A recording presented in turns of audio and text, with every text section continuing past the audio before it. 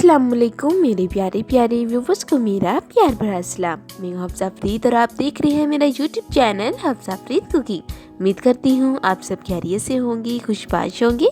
आज मैं आपके लिए ऐसी रेमेडी लेकर आई हूं जिसके इस्तेमाल से आप पुराने से पुराना बर्तन भी चांदी की तरह चमका सकते हैं।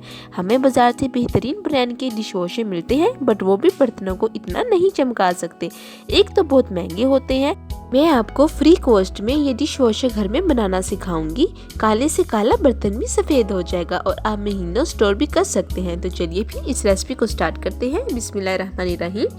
ये आप देख सकते हैं ये कुकर है, कितना पुराना है ये कुकर और अंदर से बहुत ज़्यादा ब्लैक है, ये देखिए। तो इसके लिए हम रेमेडी बनाते हैं। तो सबसे पहले एक बाउल लेंगे और उसमें 1 कप ये केमिकल डालेंगे।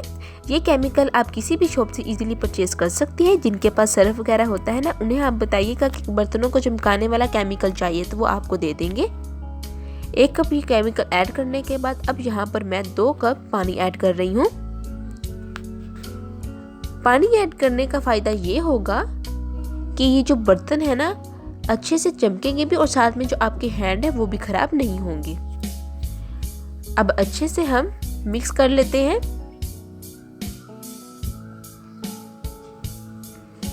आप यकीन जाने जब आप एक दफ़ा ये रेमेडी बनाकर घर में रख लेंगी तो जब आप अपने बर्तन वॉश करेंगे तो ब्लैक से ब्लैक बर्तन भी बहुत आसानी के साथ वाइट हो जाएगा और ज़्यादा मेहनत भी आपको नहीं करनी पड़ेगी। तो सबसे पहले हम अच्छे से मिक्स कर लेते हैं। तो देखिए ये मिक्स हो गया है। अब यहाँ पर मैं एक और ख़ास चीज़ ऐड करने लगी हूँ जो ऐड करनी बहुत ज़रूरी है। तो यहाँ पर मैं ग्रीन कलर ऐड कर रही हूँ। अगर आप स्किप करना चाहते हैं तो आप स्किप भी कर सकते हैं। अब अच्छे से मिक्स कर लेंगे। चलिए जी, अब हम ये जग में डाल रहे हैं। आप इसकी जगह आपके पास कोई भी जार वगैरह हो या बोतल हो तो आप उसके अंदर डाल लीजिएगा।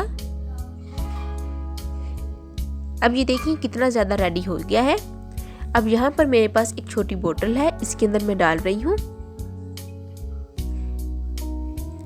ये बनाकर आप महीनों स्टोर करके रख सकते हैं और साथ में यूज़ भी कर सकते हैं। ये ख़राब नहीं होगा और ना ही ये आपके हैंड ख़राब करेगा। चलें जी, अब देखिए हमारी रेमेडी तो बन गई है। अब इस रेमेडी को हमने यूज़ कैसे करना है, इस रेमेडी के इस्तेमाल से बर्तनों को हमने वाइट कैसे करना है ये मैं आपको बताती हूँ। चलें अब हम इसको इस्तेमाल करने का तरीका देखते हैं। तो देखिए सबसे पहले आपने 2 टेबलस्पून ये लिक्विड ऐड करना है।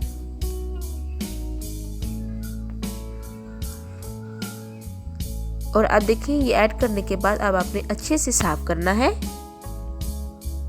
और उससे पहले आप देख लें कुकर की हालत कि ये अंदर से कितना ज़्यादा गंदा है।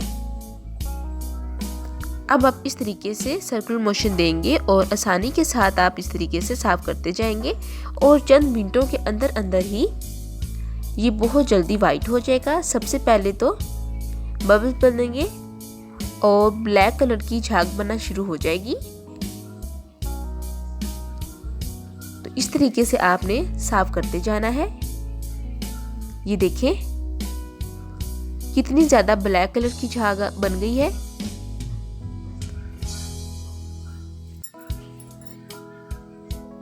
और देखिए तकरीबन जो हमारा कुकर है वो अच्छे से साफ हो चुका है। चंद मिनट में ही आप बहुत आसानी के साथ काले से काला बर्तन भी साफ कर सकते हैं और आपको ज़्यादा मेहनत करने की भी ज़रूरत नहीं होगी। सिर्फ आपके पास वो एक केमिकल हो तो आप जो हैं वो ये रेमेडी बना सकते हैं। इसके अंदर ज़्यादा चीज़ें ऐड नहीं की मैंने क्योंकि फिर जो केमिकल्स होते हैं उनसे हैंड ख़राब हो जाते हैं। बस वही एक चीज़ हो तो आप बहुत आसानी के साथ ये रेमेडी घर में बना सकते हैं और अपने बर्तनों को वाइट कर सकते हैं।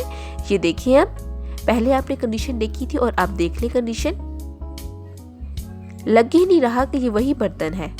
बिल्कुल नया बर्तन चमकदार हो गया है। तो इसी पॉइंट पर अगर आपने अभी तक मेरे चैनल को सब्सक्राइब नहीं किया तो प्लीज़ सब्सक्राइब कर दें और मेरी रेमेडी को लाइक भी कर दें और एक प्यारा सा कमेंट भी कर दें। आपका बेहद शुक्रिया।